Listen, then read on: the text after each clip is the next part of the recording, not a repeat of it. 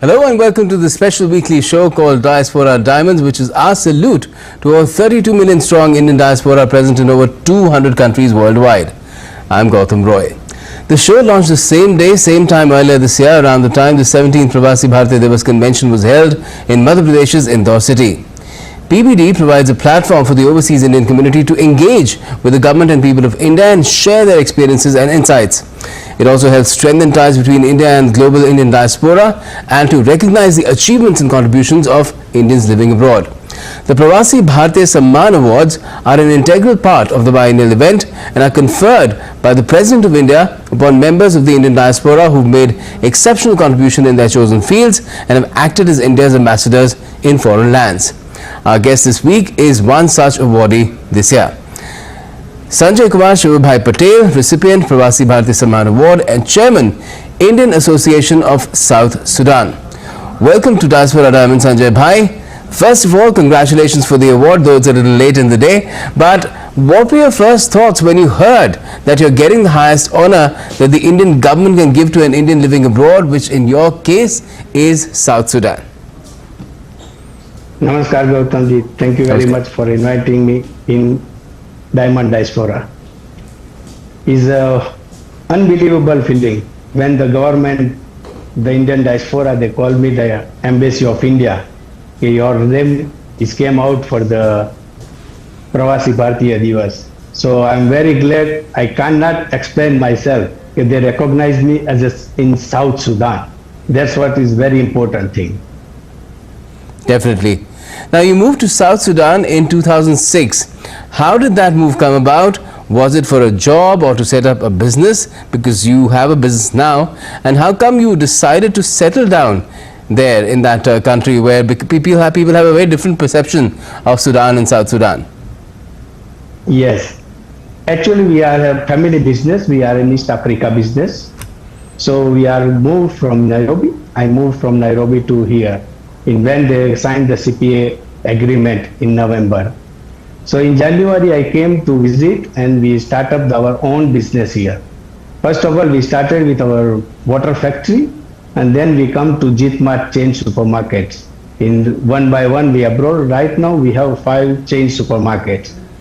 And we seen the prospect of the country because we know it's a virgin country and it's just starting from the scratch. So there is no water. So we start our own first ever industry in South Sudan as a water factory. It's called Jit Water Factory. Okay, wonderful. Now, you've been given the Pravasi Bharatiya Samman Award for your contributions in the field of business and community welfare. Your Pravasi Bharatiya Award profile says that you ran your Jeet supermarket during South Sudan's ethnic strife of 2013 to 2018 with a lot of courage and humanity. Tell us more about it. Yeah, it is true. We started the Jeet supermarket in 2008 for all type of the foods and all need people in South Sudan. When the two ethnic crises, we are continue working with the government of South Sudan strongly, and they supported us to keep the supermarket in service, and the people whom we are in India, whoever have a problem, we reach to them or we bring them or we approach them. Any difficulty, you call us. We have the contact details, and if they are feel happy, they all visited, come to stay with us in Jeep, and we provide all necessary things, and we keep them safe with the help of Embassy of India and us all together. We work jointly in that crisis time. And secondly, in 2016, when the Sankat Mochan mission came, by General VK Singh, who come with them. So that time also we are working together with the embassy until the flight, all 2 flights are depart. But we are remain here as a strong foot of the people of South Sudan. They encourage us. Okay, don't worry, we are here with you. So that's why we are continue working with them. Great. Now, your profile also mentions that you've done a lot of charitable work and set up South Sudan's lone Hindu temple, and that you also manage it. Now, how did these initiatives really come about, and what sort of activities have you taken up so far? Yeah, that's when we came. You know, we are the culture, Hindu culture we are believing. So since beginning from childhood, we are praying. So when I come here, I didn't found anything to go to place. So we are starting the factory as well. We start the small temple from my house. We started. Every Saturday we are praying 7 times Hanuman Chalisa. Then we become, the people are increase. So we become a small, we build the BAPS Hindu temple. We build it and now we continue our all celebration from Holi to Janmashtami to Navratri to Shivratri to Diwali. All our culture festival we are celebrating with Embassy of India in joint venture with Indian community. All right. Now, India and South Sudan have historical cultural links as well that go back several decades from the time of the inception of the country, really, and even before that. And do you feel the level of bilateral trade and investments reflected? What kind of reforms are required to ensure that both these countries derive the most from the relationship? Yes, before 10 years, I think the Indo-Indian Chamber of Commerce, they visited with the group of people or some investment people, they come and visit. We exchange here with the Chamber of Commerce of South Sudan. After that, we are continuing developing. Like India now, we are, if you go to the health sector, we are the biggest health supplier, the medicines, everything. Secondly, if we go to the borewell, our Indian community is holding the borewell, all the borewells. We are digging the South Sudan. And third is our water factory and my chain supermarkets. And some few are, they are making their own hotels and apartments. And because they have a challenge here, but we are still here to work with them. So without difficulty, you cannot achieve anything. And what other needs of South Sudan can really India meet? Because there is, of course, ITEC, our ministry, the foreign ministry and the embassy have been taking a lot of people from India on scholarships and for training as well back in India, and they come back and then they serve this nation as well. Do you feel that there is a lot of scope in terms of ensuring that more people get skilled in different sort of fields from South Sudan in India? Medical tourism is also quite big as far as South Sudan is concerned. A lot of people who want to get surgeries or get treated for some ailment, they travel to India. Yeah, it is true. Now, even we requested, like every year, around 250 scholarships, they are going for the different type of trainings from government side. In student side, we are giving 14 students the full scholarship of a particular course by selecting them, by applying online portal. But as we requested, even our ambassador and the Minister of External Affairs who visited last year in Juba, at that time also we requested, because we need more scholarships so people can afford. Here the people are ready to go and they have challenges of economic crisis. So we requested to add some more different field. Like here we have a main is an oil field. So they can put in the oil field, then the mining area and the health area and education. This is the 4 main points they require now as basic. And what about digital? Because the digital sphere in India has made very rapid progress in leaps and bounds, especially where fintech is concerned, due to UPI and other things that have been devised just in a matter of a few years. Are people looking at those aspects of progress as well in South Sudan? Yes, they are now slowly, the government is moving to the digitalization.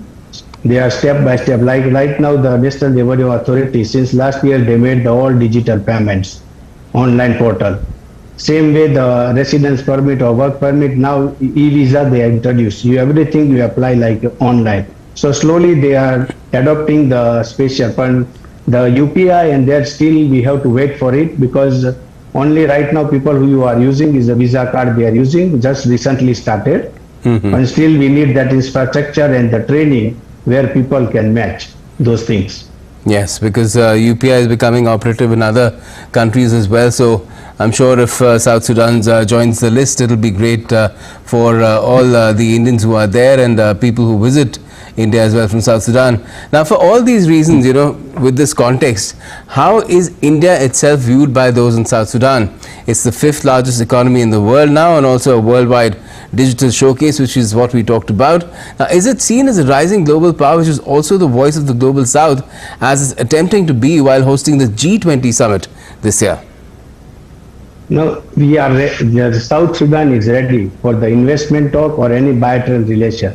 Every time as a South Sudan, they have a good rapport with the Indian and Indian government. Especially all sectors, they are telling us, even my local friends, the local population, they are talking very high about India. Because they say, you people, you are very good. You are supportive people here, you are supporting. Everywhere they are talking. For India, we have a very good face in South Sudan through embassy, and also we are doing our part. So joined together, we are working very good name for India to in Juba, South Sudan. Wonderful. Now, the Indian community in South Sudan is quite small, and yet it's well established in most spheres of life, from business like you to professionals as well. Now, what is the contribution you think they're making to the progress and development of the country? Right now, as we told, we are all Indians who are working here. They are all in different fields to supply. Like some groups, they are supplying to national NGO, international NGO, humanitarian crisis, all they are supplying. Like us, we are working as a, you could say, employment based. We are employing almost more than 100 people here in different fields. All South Sudanese we are training. So they are ready to learn. So we have to encourage them and to do more about them. So they continue to support us and we support them. And their livelihood will become easy and go proper way. Yes, certainly. Now, how is the contribution of the Indian diaspora being viewed by other segments of the society in South Sudan? If you could tell us about that as well. Right now we are merging with them. Even our function, we are inviting them. They are come. Even their function, they are inviting us. So we are approaching. So we are making the bilateral. Like they come to us, we go to them, and they have our culture is a similar way, not very far. We are matching one place. Even they know our all movies name. They are watching our all movies. We are surprising. I know this actor. I know this actor. So they say, you bring for me a movie from there. Wonderful. And secondly, when we are working with them, so they are very happy because we are approaching Indian. They have a good name because our culture is a mixing culture. Okay, we have to adopt some things from them. They adopt some things from our. Like one example, my water factory guard at the gate. When I go in the morning, he tells me Jai Swaminarayan, Jai Shri Ram. I can't believe when he starts talking. Wonderful, that's great. So he said, this is the things they want to learn. It's not we cover ourselves. So we are mixing with them. I'm sure it's a result of the kind of activities that you've been doing with the larger community. But just tell us about that as well. What kind of activities is the Indian community in South Sudan taking up to shape the perception of India as well as a rapidly developing multicultural society which can be an effective partner in multiple fields for South Sudan's own progress and development? Right, we started in 2008. We built almost 6 classrooms, the washroom facilities, and every 2 years, 2 times a year, 15 August and 20 January, we are arranging blood donation camp twice a year. And we are the second largest donor in South Sudan as an Indian community. And another thing, we are what we told you, we are trying to do, because we are very small community, but those fields what I can count for you before. This is the work we are doing now. So now we are telling our Indian fellow citizens back home, here the agriculture is a virgin land, and the IT as you talk. So, and health sector and the education sector. These 4 sectors is open. Until now, nobody came to us here. So at least they can come back and they start investing here. Health sector is there, agriculture is there, education is there. So their hope is there full. Yes. Because all we are depending on neighboring country for health facility. Or either fly up to India. Okay, and in terms of raw materials as well, South Sudan can be a good source. It's not been explored to the extent that it can for India as well, but now that the Indian economy's needs are increasing, we're growing fast as well. I'm sure there can be a lot of exploration of partnerships there too. Yes, that's true. Like ONGC, we are there in the oil field side. On the mining side, we don't have anybody until now for exploration. Only ONGC, the part of the team, they are working. But we need the real Indian government to enter into it. They don't neglect this country. That is my suggestion to the government of India. And right now, of course, there's a lot of concern about the fighting that is going on in Sudan. There's been some influx of refugees as well, and I'm sure that is the situation that is being dealt with in a very, very humane and very, very sensitive manner. But is there any sort of a contribution that the Indian community in South Sudan also making in that effort? No, now we are waiting for them to come to exact location because they are in different location of the North Sudan border, and from here is very far. So we are waiting to be consult with our embassy, so they are making ready, because without embassy we are not taking any guideline. Okay. Because when we are giving something, we have to go in right channel, right way. So we are waiting for the embassy to go ahead and what we can do also. What other problems do you think are there in South Sudan where the Indian community has already been active in terms of trying to address them, or has the potential to do it as well? No, there is no any much address to issue. We are fine here, there is no problem. Embassy is ready to help every time. We have any small problem, anything, so we are reporting to the embassy, and embassy is taking matter to very high level, and the things are going well. Okay, and in terms of the general needs of the society as a whole, South Sudan, do you feel that there is something that you as the Indian community or the Indian government can do more for the people there? Yes, definitely. That's what I told you. This is the new country. It's 2011 they got independent.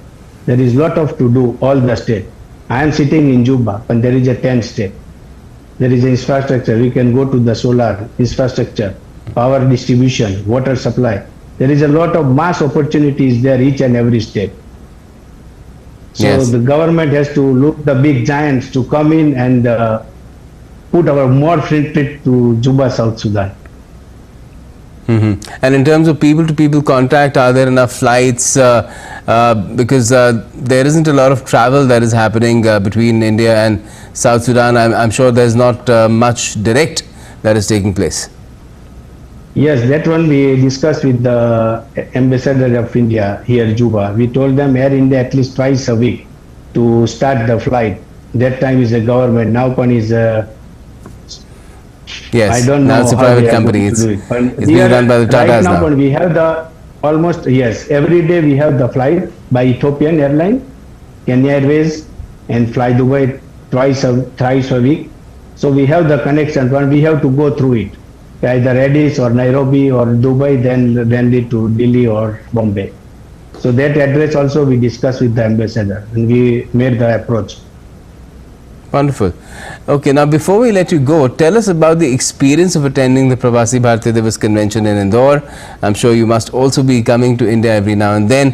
What are the impressions that you've taken back from your latest visit about the country's, that is India's progress and development?